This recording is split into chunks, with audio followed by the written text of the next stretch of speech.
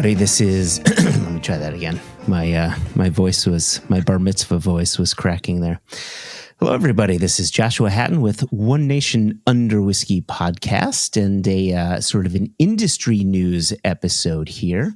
I'm joined, as always, with my good friend and business partner, the dear Jason Neal, Patrick Harris, Johnston Yellen, and this is a focus, sort of a follow-up episode on your interview with the lovely Caitlin Bartlemay, master distiller for Hood River, right?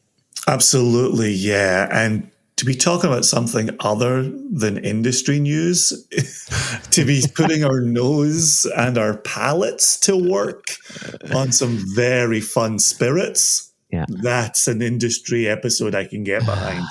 Man, the number of stories people have been throwing our way that they want us to discuss. Seek help. We will get to those stories, and dear listeners, we promise you we will, but we needed to take a break. And Jason, you've been traveling. I've been traveling. Covering one industry story every month is too much. Slow down. Calm your jets. We just wanted to drink together, right? Like, let's just fucking drink together. That's what we're here for.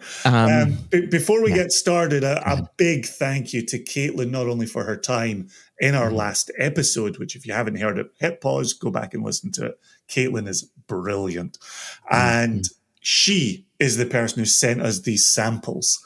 And that was at the end of 2024. So just like the listeners are patiently waiting for us to get back to industry news, Caitlin has been patiently waiting for her opinions on the McCarthy samples that she sent our way. So here we are making at least one person happy today. Sincere thanks to Caitlin, and cheers to your good health. So about those samples that she sent in 2024. So I come home one day and I've got a box sitting just at the bottom of the stairs, and it says, the return address on it says Caitlin Bartlemay, a name I hadn't known. Oh, and mine didn't have a name on it. Oh, yours didn't have a name. Okay, well, mine had a name, or maybe it just said like Caitlin B or whatever. I didn't recognize the name, and I opened it up, and lo and behold, there's 3 bottles of McCarthy's in there, and I said, I don't remember ordering 3 bottles of McCarthy's, but it's not impossible. It's not impossible. It's definitely not impossible. It's right? Not impossible. Yeah, I had a friend who drank too much and ordered 16 swords on QVC one time. Right, nothing's impossible, and so. I think, okay, I don't know that name. I don't think I ordered these. I'm not expecting samples, and I just let it sit.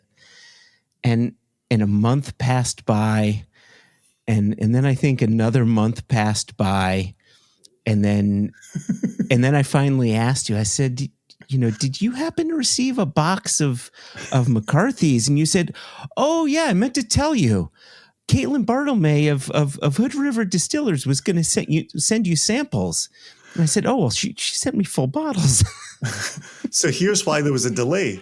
Yeah. So when I got my box, completely unexpected, with no name on it, I opened it up and saw McCarthy's and thought our very good friend at Westland, Anna Hinz, had gone ahead and sent McCarthy's, because she and I had been talking about McCarthy's, had been talking about Caitlin, and I thought they'd come in from Anna.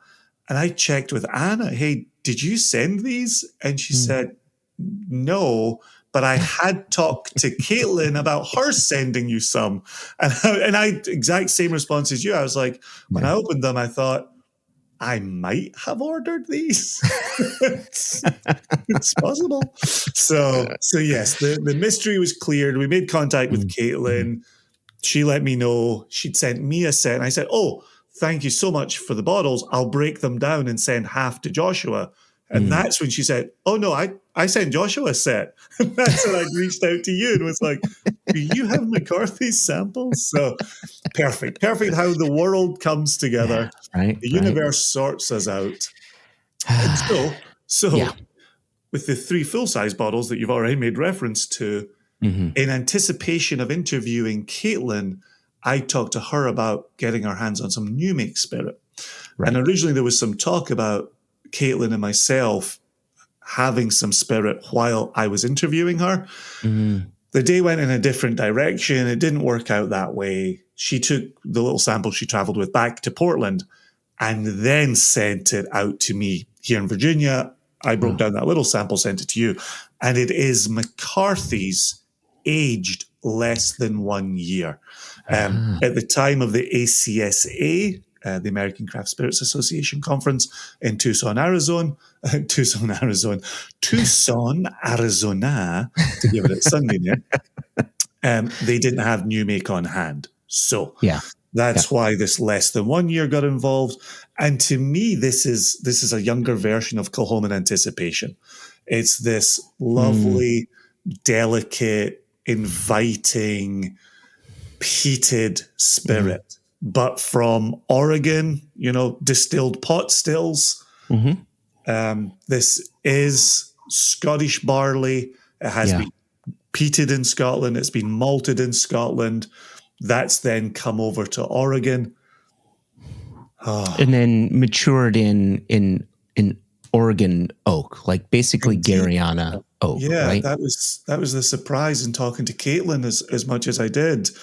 Yeah, that Gariana being used. And now they're into second use and refill use around the distillery as well, and having a chance to tell other stories. But what do you think on the new make?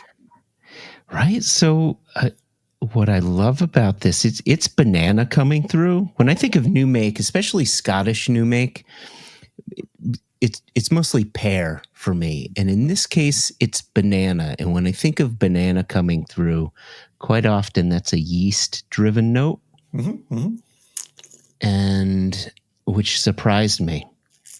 And I wonder if that's the Gary oak kind of massaging the new make a little bit.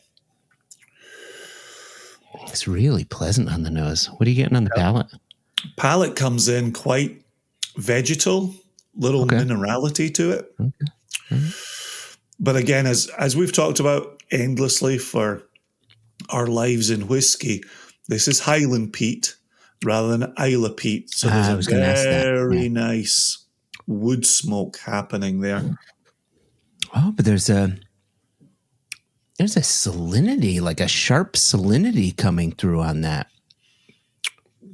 Not sharp in a bad way, but you and I've discussed this. I think there are times you use sharp where I would use bright. Do you remember us having that conversation before? Yes. Yep. Yeah. Because for me, sharp can be jarring, whereas bright can be enveloping. Yeah. There you go. Yeah. I think that's better said. Yeah, because I didn't mean it in a pejorative manner. And that's why I wanted to step in just to make that clear. Yeah. After tasting, returning to the palate, I get a little kind of custard note, like the custard you find in the heart of a Boston cream. Do we know the ABV on this? So McCarthy's at 110-ish. So my guess is 110 would be entry proof. Man, you're making me do math. Give me some ABVs. Is that 55% alcohol? Okay, thank you. Jason, you've been in America too long. You've been in America too long. I'm just reading what Caitlin put on this little sample label. He said 110-ish. So that's what I'm reading for you.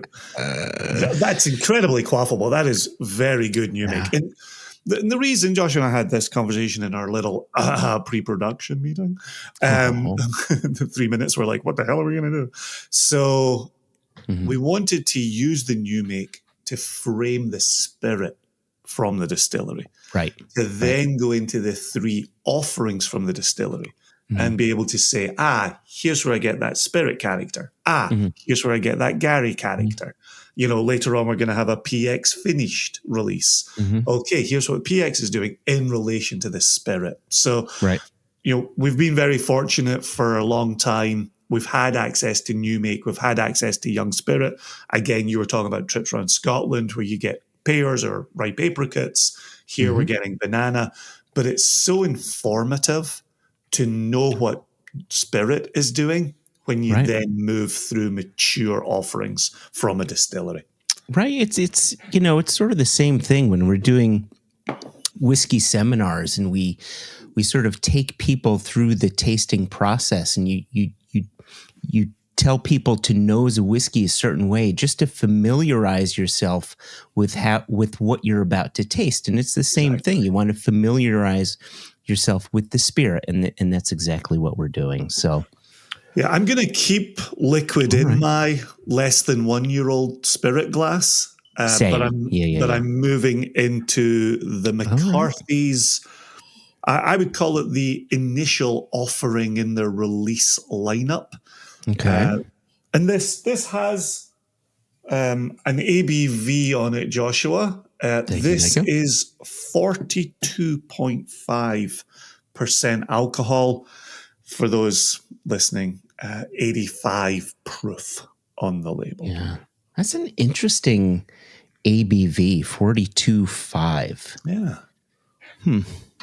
Well, for Steve McCarthy, the origin story features a trip to Ireland. It features tasting through samples in Ireland. It's then coming home and thinking, could I do something like this in Oregon? Yeah. And I think his trip was late 90s. If there you go. Right? Because this is an old distillery, right? They've been doing this for years and years and years. Decades, man. Decades. Right? Decades. Yeah. Well, and that's, and I said this to Caitlin early and often, this is my origin story with McCarthy's, it was named the best small batch whiskey in the world by a well-known whiskey writer who rewrote the Bible. And I was in and around Portland at that time. I was able in that kind of 2004 era, I was able to go by the distillery. I was able to walk in off the street and meet Steve and chat away to him and talk to him about his trip to Ireland and what he was trying to produce in homage in Oregon. Wow. And just to be clear, the batch we are tasting here is W24-02. Bottled let me think about my American nomenclature because I've been working on UK dates all morning. This is the 12th month. So this is December 9, 2024. Oh my gosh. Right. This was in a bottle and off to us. Holy moly. There you go. That's 3 days after my birthday, mind you, dear listener, dear Jason. Yeah. This is nose 9/24. That's the 12th month, right? Correct. Yeah. The nose on this is and it says right on it, right? Bottled 12/9/24. You didn't even have to. This is what I'm telling you. Yeah. Okay. Good. Yeah. I thought you were going through some hard work. Well, the point I was making is I've been working on UK dates all day. So those are reversed. Oh, so you had to inverse. There you go. So this is so in my mind all morning I've been going the 12th day of the 9th month. 24. And so now I got to go back to America and be like, month first. Anyway, we're belaboring the point here. Yeah. What is this whiskey in Celsius, Jason? Hot. 100%. This is from the label. 100% peat malted Scottish barley, barrel aged in Oregon oak, distilled and bottled by Clear Creek Distillery, Hood River, Oregon, USA. 42.5% alcohol by volume. And for those scoring at home, I can let you know it's barrel aged 3 years. It doesn't say 3 on the front label. The barrel aged 3 years is on the back label. And then they give a nod, a tip of the cap. Wash brewed by Double Mountain Brewery and Tap Room, Hood River, Oregon. Right. So those who aren't familiar with that term, right? The wash is basically the beer, right? What you distill to then mature to be whiskey. So to get sugary water from the barley. Right. The nose on this is gorgeous. And you're saying this is 3 years old? Mm-hmm. When I nose this, I would never have pegged this as a 3-year-old whiskey on the nose. Yeah. Yeah, it's got a complexity and a maturity on the nose that you don't expect. It's also a place, strength-wise, that we don't tend to go to, although I will say this, on more and more of my travels, I'm meeting more and more whiskey nerds who are saying, I don't mind a quiet little 43%er. Like, I quite like that. And so here we are, right? 42.5. Right. So long as it hasn't been chill filtered within an inch of its life, right? Agreed wholeheartedly. Just got toasted coconut returning to the nose. On the McCarthy's 3-year-old, right? Yeah, okay. Yep. Not the okay. Nope. Oh, without a doubt. Yeah, but there's this underlying fruitiness and a waxy sort of, right? We talk about nasal texture on this. There is a nasal texture on this for our uber geeky listeners out there. I'm very pleased to say when I was just in the Pacific Northwest, I got to spend time with Shane Showtime Armstrong, and he and I had a chance to talk about nose texture. Hot shit. This is excellent. The peat is almost peppery, almost like a Talisker kind of peppery. Okay. Oh, so just pause for 1 second. So as I went back to the new make, I was just starting to think cayenne as you were starting to say, this 3-year-old is bringing pepper. Pepper. Yeah. Yeah. Right. Which is a note that I often get in like the older Talisker 10s, that sort of cayenne kind of thing going on. So there we go. Yeah. Oh, man. And then in returning to the 3-year-old, I get that little bit of banana you were talking about in the new make or in the young spirit. So I just opened this bottle today. Are you tasting a neck pour right now? I'm tasting, yes. Or did you turn your bottle upside down before you opened it and poured it? Yeah, so basically it's a heel pour, I guess. But I say this because it's sort of a shame on me moment, because I could have been drinking this for a long time now. This is this is quaffable. This is something I would reach for on any given day. This is excellent whiskey. I'm very proud to say I've been telling people about this for 2 decades. Oh my gosh. So the fact that but I never listened to you. You told me, you have been telling me about it. Do I ever.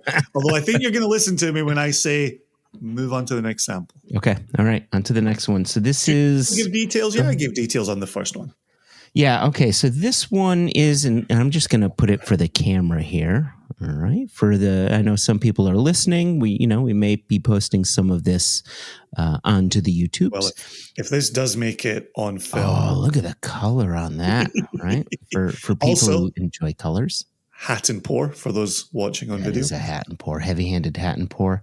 So this is they're 6 years old, and it puts it right on the front label here. 100% peat malted Scottish barley, barrel aged in Oregon oak, 50% alcohol, 100 proof for people who like proof. Batch number MC6, or maybe it's MI6. Ooh, MI6. Mine's definitely a C.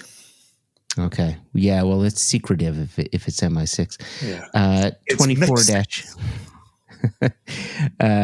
Also bottled on December 9, 2024. Gosh, thank you so much, Caitlin. Taking them straight off, hot off the line, into a box. No return address, and off to Virginia and Connecticut. I like that. I like her style. And then just for those listening along, no age statement on the front label of the 3-year-old, 6-year age statement on the front label of the 6-year-old. Are you drinking the right one? Are you perhaps reaching for the third one? Because mine is a little lighter than yours, Jason. Bonk. I made a switch of the bottles without making a switch of the samples. There you go. Well done. Okay. Thank you, sir. Yep. Thank you. See, I'm the one who's not colorblind. So there's a joke in there somewhere. Okay. All right. So I mean, yes, there's definitely a color difference between the 3-year-old and the 6-year-old. And I don't know if we're dealing with A, just a difference in more time in oak, or B, a difference in, first use wood, second use, refill oak. Jason goes off to the Googles and does searches. Actually, I'm actually doing work right now. So I'm actually responding to somebody about a meeting tomorrow. Classic. Right. Okay, making sure I pick up the right one again. Oh, yeah, that has me reaching for the new make again, right? We're into 6 years here. Oh yeah, oh my gosh, that becomes a warmer banana on the young spirit as we move through the line. Even a little bit of cinnamon coming in along with that, the beginnings of that cayenne. Oh yeah, but now like the cereal comes through, that sort of damp barley. Agreed. Yep, right? agreed. Yeah. Right. And we're talking, just to be clear, listeners, we're talking, going back to that almost new make spirit, that less than year old spirit. We're just returning to that to try to find that connective tissue. Yeah. That's interesting. I think that wood is starting to, come to the fore more in the 6-year-old as a framing device. So you don't think it's getting in the way? You think it's no, framing? Not in the slightest. Yeah, not in the slightest. Yeah. Man, and this at 50%, so we're moving up from the 42.5%. I want to put this on my palate and get a sense of the texture as well. I love that, the peat is in the background for both the new make, or not new make, for the less than year old, and then for both of these whiskeys, the peat is in the background. It's not telling the story. It's just sort of, it's a side quest in the overall story here. Holy shit, that 6-year-old comes alive on the palate. All right. Oh my gosh. Oh my gosh. Oh, I'll give you and the listeners a little preview of a topic of conversation that will come up in an episode in the future. But I just mentioned Shane Armstrong a second ago. So Shane is with Westland. And in talking with Shane, in putting together batches, and we spent some time in his lab, he talks about acceleration of whiskey. And you can have a slow building nose that then when it hits the palate, takes off on the palate. And that is my exact experience with this McCarthy 6-year-old, is the nose is starting to invite you in. It wants to tell you a story, but it's just giving you the beginning. And then once this hits the palate, this accelerates. And now you're in it. Now you're in the middle of that story. Holy moly. No, I think your description is spot on. Thanks to Shane. I will say, for my palate, I would reach for the 3-year-old before I would reach for the 6-year-old. I'm finding once I've had that acceleration on the palate and I return to the nose, now the nose is filling in more details. For sure. Oh, yeah. Now the wood is starting to tell a bigger story. Yeah, at first the nose on the 6-year-old, it was like it was candied. It was kind of bright. There was a bit of a fruitiness. Then you taste it, and then you come back, and now that sort of candied fruitiness throws in some of the barbecue notes that you expect from Garyana wood, right? Barbecue is a terrific nose on that returning. A terrific note on that returning nose. Yeah, barbecue, Garyana connection. That's good. Well done. That's pro level. Thank you. Cheers. Thank you. Oh my gosh. Okay, so I'm putting down the 6-year-old. I'm returning to the 3-year-old. Put down the 6-year-old, Jason. Put down the 6-year-old. Returning to the 3-year-old. Okay. And now I'm getting a little bit of dust on that 3-year-old. Oh, I know exactly what you mean. Yeah. Right? That's like a dusty library book happening on the nose of the 3-year-old. Oh, yeah. Right. Oh, which is my comfort zone. Like one of my favorite notes is that used book note, right? Mm-hmm. Which is great. Palate still has the brightness. And at 42.5% alcohol, just hums along. Yeah. That's an easy drinker in the best use of the term. And the whiskey does not feel dumbed down in Not any in the way. slightest, to be clear. Right? Yep, not in the slightest. Good texture to it. And both of these whiskeys, really good texture to the liquid. I really like that. Agreed. And now to complete my reverse journey, I've picked up the less than 1-year-old spirit. All right. Going back to, and you're going to sip it, or are you just nosing? Yeah, no, nose and sip. Yeah. No dust on that. No library books on that young spirit. No, the brightness really shines. Right? The grain is present. Yeah, but less damp cereal gets back to the fruit. I quite like that. And then on the palate, that's where you start to move into the world where producers live and distillers live. You can taste the immaturity on the less than 1-year-old spirit. In working reverse, 6 years to 3 years to under 1 year, you realize where the wood goes, right? Where the frame goes around. I have this exact experience with Kilchoman. I love anticipation. I love that 2-year-old, quote unquote, new make that went out into the world. Love it very dearly. Yeah. When you taste that next to mature Kilchoman, you go, that's where the cask goes. Now I understand. Now I see why the distiller wants to put this into wood and leave it for X number of years. Of course. You see that. Yep. Speaking, just really quickly, there's a note that I got on this less than 1-year-old that I hadn't gotten previously. Go on. And it's fresh cut fennel. Nose or palate? Palate. Okay. On the palate. Yeah. Okay. It was bit of aniseed. A little bit of aniseed, a little bit. I mean, it wasn't full on black licorice. It was fresh cut fennel. And lovely in a salad. Lovely. Right? Lovely in a salad. Like I think that's what I'm going to make.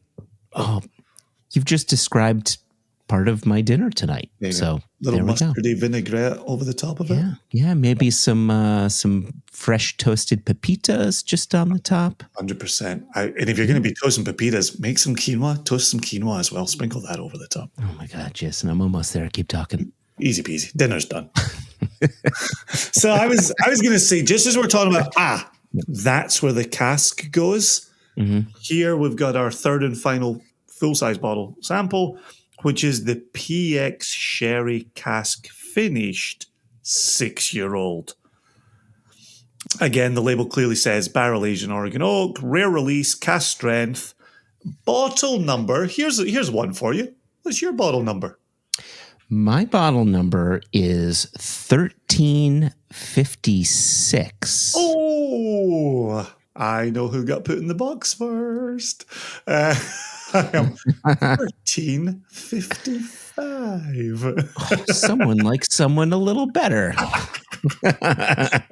Bottled the September 8th, 2022, 56.13% alcohol, 112.2 proof. I love the specificity. 56.13. So the only thing we don't have is the length of time it finished in Pedro Jimenez casks, but it is distilled from the peat and malted barley. And I stuck my nose in this previously when you were making your comment about the young spirit, and I just raised my arms to the roof. Like that was. Do we know? So we know that it's Highland peat.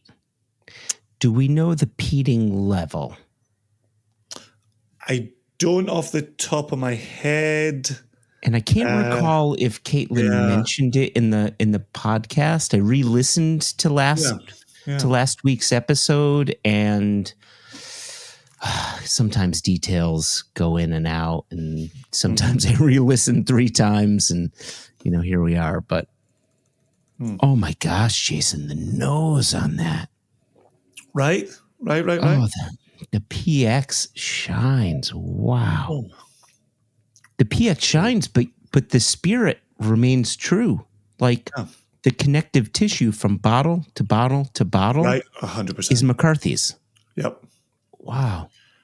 Yep. I've got results from 2014 and 2017 that talk about 40 ppm, but those have not been substantiated. Let's do what we did with our old friend Anna. Let's drop Caitlin a text while we're recording live and see if she gets back in the time we're still recording.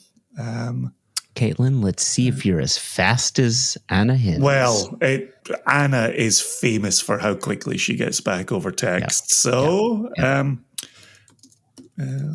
on. What sort of waiting music do we do? Do we do Jeopardy? Well, I suggest we just continue chatting and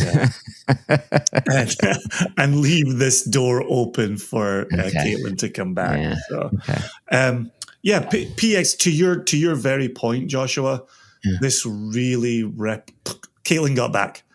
Oh my gosh. My question, ppm level on McCarthy's malt, Caitlin immediately responded 40 to 55. Okay, makes sense, right? Because peating is not an exact science at all. Time right? Finishing in PX. Now we're asking. Now I've got, length of time finishing in PX. We've Look at that. And I love it. You're seeing the 3 dots, right? As she's sort of like about to answer. 4 to 6 months in this fresh PX. So I would not have guessed. Remarkable. Nose remarkable. Right. When you think of a finish 4 to 6 months, quite often that sounds like a bolt-on to the whiskey. But this smells integrated, right? Oh, 100%. 100%. And actually, Caitlin just added a follow-up point via text. It's 4 to 6 months or when the whiskey tells them it's ready. There you go. Perfect. Right? So you're not just regimented. You're not just finishing according to a spreadsheet. Yeah. You've got your nose in a cask. You're pulling a sample. You're tasting it. You're asking the cask, is this go time? And the cask is telling you whether it's go time or not. Yep. Oh my gosh. Man. I keep saying it. The nose, the color, the texture. Check. Yep. And then very much to your point, the spirit lives on in this finishing. Right. Which is always the fear with PX or just, any sort of cask that can really impose itself on the spirit. It's not overtaking the spirit in any way. All right, you're tasting now. I'm going to taste. Yeah, it's a bold move to go from Gariana, Oregon Oak, to PX. And I think the 4 to 6 months listening to the cask definitely hits its mark. That works. I've got two words for this whiskey. Word number 1, fuck. All right. Okay. Second word, yes.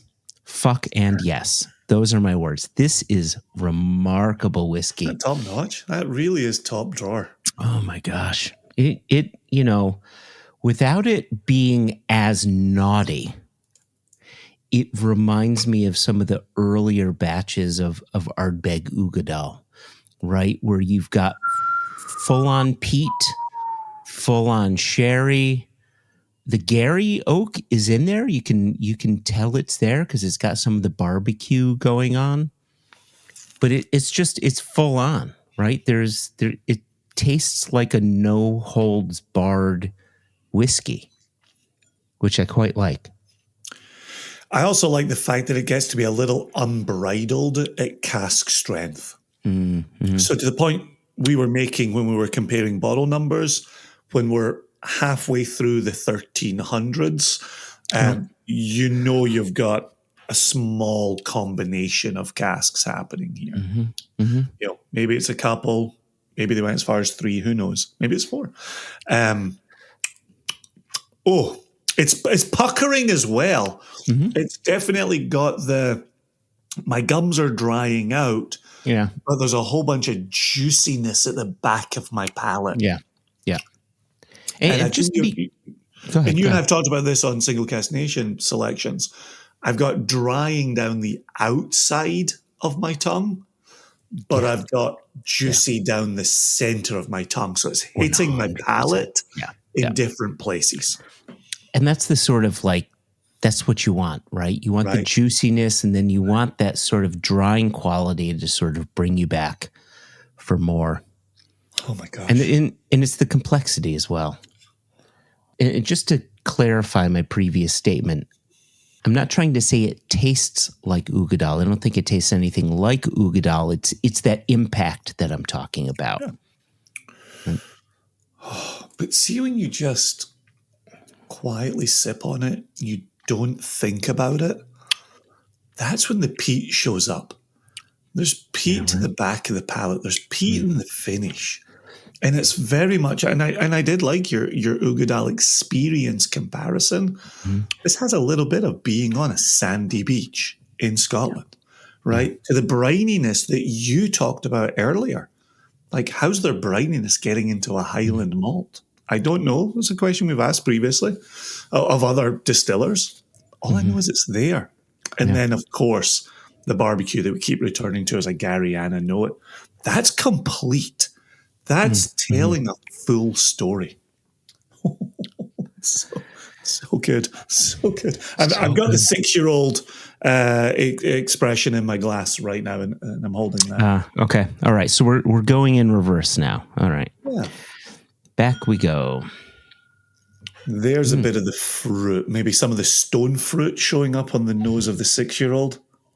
There's stone fruit, but there's also a touch of peanut brittle going on the nose, which I quite like. Yep. And that taking a step back from 56.13 to 50%, there's a softening. There's a calming down. Now I'm stepping into the 42.5% 3-year-old expression. Yeah. Oh, wow. Yeah, gosh, that seems calm by comparison to the PX Sherry. Oh, but so lovely.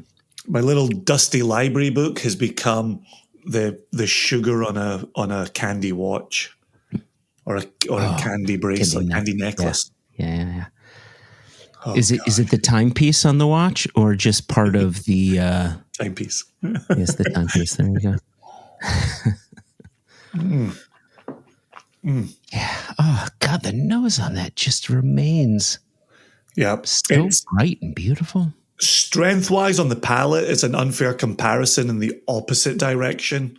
To go 56 into 50 into 42.5 is not fair. It wants oomph on it. However, it weakens for sure. Yeah. However, as a daily drinker, to be able to pour that 42.5 when you're making dinner, easy peasy. I'm going to say something controversial. Checks out. I like to pull a little Fino from my fridge, pour a glass when I'm making dinner of an evening. I could pull this McCarthy's 3-year-old from my fridge, pour a glass of that, and start enjoying that when I'm making dinner. I think that little bit of chill on it, the structure would hold up to that. Was that controversial? You've taken that very much in your stride. No, I don't think it's controversial. No, I can't, drink it how you enjoy it, right? That's the mantra. I think earlier in our whiskey journeys, we would have that would have been like sacrilege. But I would have felt like a very naughty boy. Right. I do wonder, however, chilled, because I don't think that this is chill filtered, because there's too much oil in here. It's too enveloping. I wonder if that would cloud up on you.